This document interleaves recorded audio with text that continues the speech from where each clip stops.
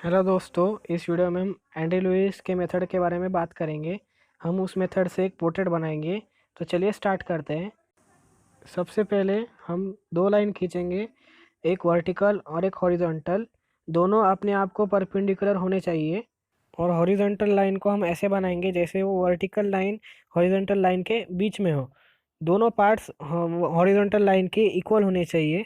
ये basic structure होने के बाद हम डिटेलिंग स्टार्ट करेंगे। मेरा ये एक्सपीरियंस है कि डिटेलिंग वर्क हमें प्रैक्टिस के बिना इतना इजीली नहीं आता। और इसीलिए मैंने देखा है कि बहुत सारे लोग ग्रिड मेथड का यूज़ करते हैं। ग्रिड मेथड्स एक अच्छे आर्टिस्ट की पहचान नहीं होती। एक अच्छे आर्टिस्ट की पहचान ये होती है कि कितने स्पीड से वो पोर्ट्रेट बनाता है। तो हमें ऐसा प्रैक्टिस करना चाहिए जो हमारे पोर्ट्रेट बनाने की स्पीड को बढ़ा सके। और ये मेथड यूज़ करके हमें अच्छे रिजल्ट्स मिलते हैं। मैंने भी पहले बहुत सारे आर्ट वर्क्स में ग्रिड मेथड का यूज़ किया था। उसमें रिजल्ट्स अच्छे मिलते थे लेकिन टाइम बहुत ज़्यादा लगता था, जो कि मुझे एक आर्ट वर्क बना 2-3 दिन लगते थे। लेकिन अब जब से मैंने ये मेथड यूज़ की है तब मैं आउटलाइन ही 15-20 मिनट में बना लेता हूँ। जब मैंने ये मेथड स्टार्ट की थी तब मेरे रिजल्ट्स इतने अच्छे भी नहीं आते थे। कभी पोर्ट्रेट टेढ़ा मेढ़ा आता था, गुस्सा भी आता था। लेकिन मैंने ये मेथड प्रैक्टिस की और अब मैं अच्छी तरह से आउटलाइन बना पाता हूँ। मैं आपको सजेस्ट करता हूँ कि आप भी ग्रिड मेथड छोड़ के ये वाली मेथड यूज़ करें। प्रैक्टिस करने के बाद आपके भी रिजल्ट्स अच्छे आएंगे। ग्रिड मेथड यूज़ करनी चाहिए लेकिन वो बड़े साइज़ के आर्ट वर्क्स में की जाती है, जिसमें बहुत सारे डिटेल्ड वर्क्स हो या कॉम्प्लिकेटेड हो या हाइपर रियलिस्टिक ड्राइंग बनानी हो। और अगर आप ये मेथड यूज़ करते हैं तो कीप प्रैक्टिसिंग। मेथड में भी बेसिक स्ट्रक्चर के अलावा बहुत सारे टिप्स या हिंट्स दिए हुए हैं, जो अब अभी आपको मैं बताऊंगा। कि मैंने यहाँ पे सिमेट्रिकल फेस लिया है, मतलब फ्रंट व्यू लिया है। तो उसमें आईज इक्वल होते हैं, मतलब उनकी लेंथ और ब्रेड्थ इक्वल होती है।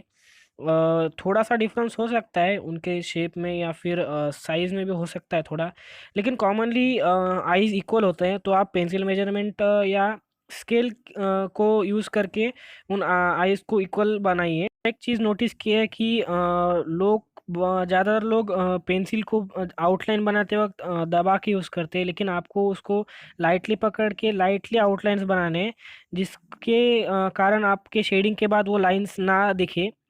और जैसे कि देख सकते हैं मैंने सेकेंड आई भी बना ली है, लेकिन मैंने कोई पेंसिल मेजरमेंट या स्केल की यूज़ नहीं की है, क्योंकि मैं अभी प्रैक्टिस की वजह से उसको ठीक से बना पाता हूँ। लेकिन आप चाहिए तो स्केल की मेजरमेंट लेके या पेंसिल मेजरमेंट लेके उसको इक्वल बना। इस आई में भी थोड़ा सा डिफरेंस था तो मैंने उस आई को थोड़ा सा बड़ा कर दिया। नोज़ की तो नोज़ के लिए भी एक हिंट है, जो कि है कि जो हमारे आईज होते हैं उनके प्यूपिल यानी कि जो गोला होता है बीच में, उसके बीच में जो लेंथ होती है दोनों आईज की, उसके इक्वल ही नोज़ की लेंथ होती है। जैसे आपने देखा कि मैंने पेंसिल मेजरमेंट का यूज़ करके नोज़ की लेंथ मेजर करके फिर नोज़ मार्क करके बनाया है। तो आपको भी नोज़ बनाते वक्त ऐसा ही करना है कि लेंथ मेजर करके फिर आपको ऑब्जर्व करके नोज को बनाना है। मेथड में जो टिप होती है वो होती है कि जो हमारे टोटल फेस की लेंथ होती है, मतलब बालों से लेके चिन तक, वो नोज के ट्रिपल होती है। मतलब नोज के नीचे से लेके चिन तक नोज जितनी ही लेंथ होनी चाहिए, और उसके ऊपर मतलब नोज के स्टार्टिंग से ऊपर बालों तक उतनी ही लेंथ होनी चाहिए। मैंने वो मार्क कर ली है, लिप तक बढ़ चुका हूँ। और लिप की जो हिंट होती है, जो टिप होती है, वो होती है कि पहले आपको 3 पॉइंट्स मार्क करने होते हैं। एक पॉइंट होता है जो ऊपर वाली लिप का स्टार्टिंग पॉइंट होता है, और नीचे वाला जो बीच में होता है वो लेंथ होती है फर्स्ट लिप की। और सेकेंड लिप होता है जो नीचे होता है, वो फर्स्ट लिप से थोड़ा बड़ा होता है। तो आपको जो थर्ड पॉइंट मार्क करना है नीचे, वो थोड़ा सा नीचे लेना है। यानी कि आपको दोनों पॉइंट इक्वल नहीं बनाने, लेंथ इक्वल नहीं होनी चाहिए उनकी। और फिर ये 3 पॉइंट्स मार्क करने के बाद आपको फेस में ऑब्जर्व करके लिप्स को बनाना है। फिर उसके बाद चिन तक आते हैं। तो चिन पहले हम लोग ने नोज की लेंथ लेके उसको मार्क कर लिया है। तो आपको वहाँ पे एक थोड़ा सा बड़ा वाला सर्कल का सेमी सर्कल बना के उस चिन को बनाना है। ये मेजर पार्ट्स बनाने के बाद, मतलब आईज, नोज और लिप्स बनाने के बाद, आप थोड़ा सा फेस में देख के ऑब्जर्व करके डिटेल्स बना सकते हैं, जो आपको शेडिंग करते वक्त हेल्प करेंगे। जैसे मैंने यहाँ पे मूंछ बनाई, मूंछ की आउटलाइन बनाई है, जो मुझे शेडिंग करते वक्त हेल्प करेगी। जब हम ये मेथड स्टार्ट करते हैं, जब हम ये मेथड के लिए बिगिनर होते हैं, तो डिटेल्स प्रॉपरली नहीं आते, जिसके कारण रिजल्ट्स भी इतने एक्यूरेट नहीं दिखाई देते। लेकिन आप प्रैक्टिस करने के बाद आपको उसकी आदत हो जाएगी और आपके डिटेल्स भी परफेक्टली आ जाएंगे और रिजल्ट अच्छे मिल जाएंगे आपको। और इसका एक बेनिफिट ये है मेथड का कि इसके कारण आपको स्पीड में पोर्ट्रेट बनाने की आदत होगी, जो कि एक अच्छे आर्टिस्ट की पहचान होती है। अब मैं हेयर की आउटलाइन बनाने के लिए स्टार्ट की है मैंने। तो उसके लिए एक टिप है कि जो आपके हेयर्स होते हैं, मतलब अभी जो मैंने स्टार्ट किए हैं, वो मोस्टली अंदर की तरफ थोड़े से बेंड होते हैं, लेकिन कॉमनली थोड़ा सा सीधा होता है। और उसके अंदर 2-3 डिग्री का एंगल बेंड करके आपको वो साइड हेयर्स बनाने हैं। और ऊपर की जो आउटलाइन होती है, मतलब जो हॉरिजॉन्टल होती है, उसको आपको वो जो मैंने हम लोग ने मार्क किया था पहले, नाक की इक्वल लेंथ वाली मार्क, उसके नीचे 2-3 मिलीमीटर आपको उसको नीचे लाना है, जिसके कारण जो माथे का आपका पोर्शन है वो रफली रेक्टेंगुलर दिखे। और एक चीज़ मैंने ऐसे नोटिस की थी बिगिनर्स में, और थोड़े लोगों में, कि उनके पास पेशेंस नहीं होते। उनको ना मतलब जैसे ही आपने एक दो पोर्ट्रेट बना लिए, तो आपको ऐसा लगता है कि अभी मुझे परफेक्टली ये आता है। और अगर वो गलती से थोड़ा सा खराब हो जाए पोर्ट्रेट, तो आपको चिढ़ आती है और आप गुस्से में वो जो मेथड है उसको छोड़ देते हो। लेकिन आपको ऐसे नहीं करना है। आपको प्रैक्टिस करनी है। आपकी ये मेथड परफेक्टली हो जाएगी जब आप इस मेथड से 8-9 पोर्ट्रेट बनाओगे। मुझे भी ये मेथड परफेक्टली यूज़ करने के लिए ज़्यादा मुझे 10-11 पोर्ट्रेट्स बनाने पड़े, जो कि मेरे हिसाब से बहुत बुरे बन चुके थे। लेकिन अब मैं इस पोर्ट्रेट, मतलब आगे वाले जो पोर्ट्रेट बनाए मैंने 11 के ऊपर वाले पोर्ट्रेट इस मेथड से, वो बहुत अच्छे बने और रिजल्ट्स भी बहुत अच्छे थे। मैं आपके साथ ये जो मैंने पोर्ट्रेट्स बनाए वो आपके साथ मैं बाद में एक वीडियो सेपरेटली माय स्केचेस कह के आपके साथ शेयर कर दूंगा। फिलहाल यही है। और अब बात करते हैं जो हमने जॉ वाला पार्ट और बनाया है। उसको बनाने के लिए ना आपको प्रैक्टिस और ऑब्जर्वेशन ठीक चाहिए। उसके लिए कोई हिंट नहीं है। आपका जो नोज़ वाला पार्ट है, नोज़ के बाजू वाला थोड़ा सा पार्ट, उसके साइड वाला, वो कॉमनली सीधा होता है थोड़ा सा, और नीचे वाला कोनिकल होता है। वो आपको देखना है। और जो चिन वाला पार्ट है, चिन की जो विड्थ होती है, उसकी जो हॉरिजॉन्टल लेंथ होती है, वो कॉमनली लिप्स के थोड़ी सी कम होती है। वो आप ऑब्जर्व करके बनाइए। और मैंने ये डिटेलिंग के लिए, मतलब आगे शेडिंग के हेल्प के लिए बियर्ड बना बना ली है थोड़ी सी। मैंने लाइटली बनाई है। आपको ध्यान रखना है, फिर से मैं आपको बता रहा हूँ कि आउटलाइन जब आप बनाओगे तो एकदम लाइटली बनानी है उसको। बिल्कुल भी आपको पेंसिल को दबाना नहीं है।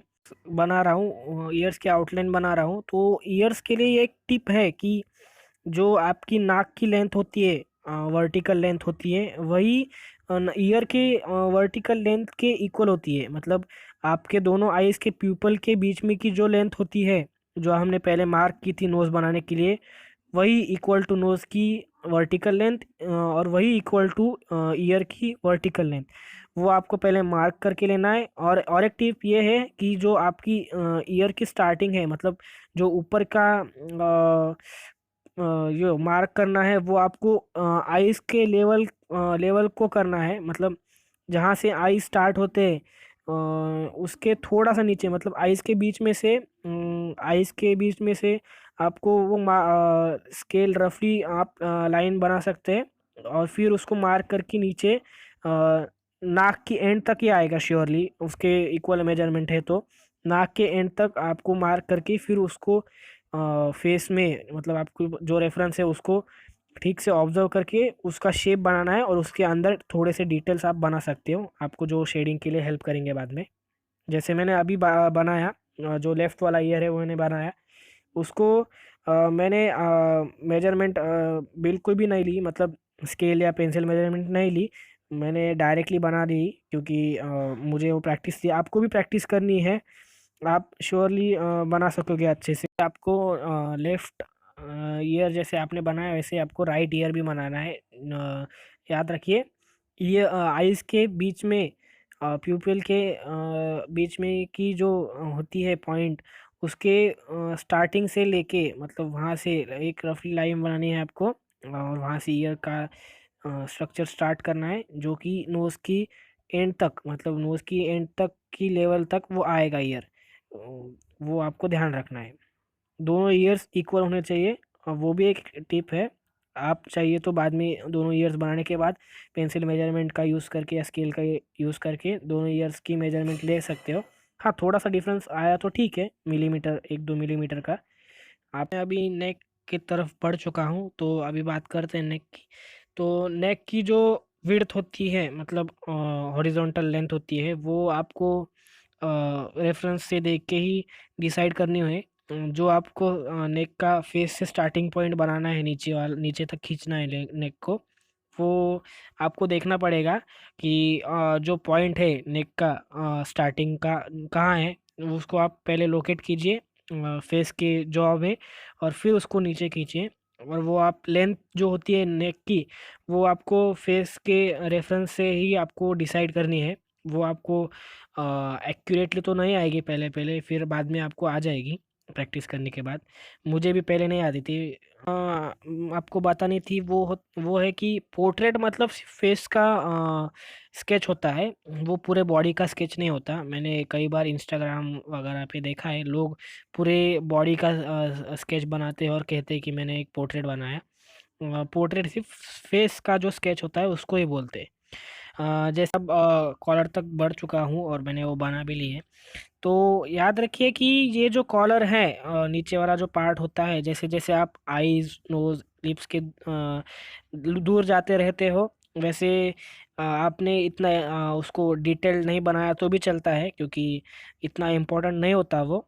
आपको ऑब्जर्वेशन करके, मतलब प्रैक्टिस करके वो आ जाएगा इजीली अच्छे से, तो उसकी फ़िक्र मत कीजिए। आप सिर्फ फोकस अपने फेस के जो पार्ट्स होते हैं उसकी उस पे कीजिए, जैसे आईज, नोज, लिप्स, और पूरी आउटलाइन बन चुके हैं। अगली वीडियो में हम शेडिंग के बारे में बात करेंगे।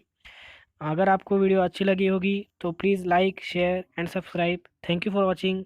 बाय।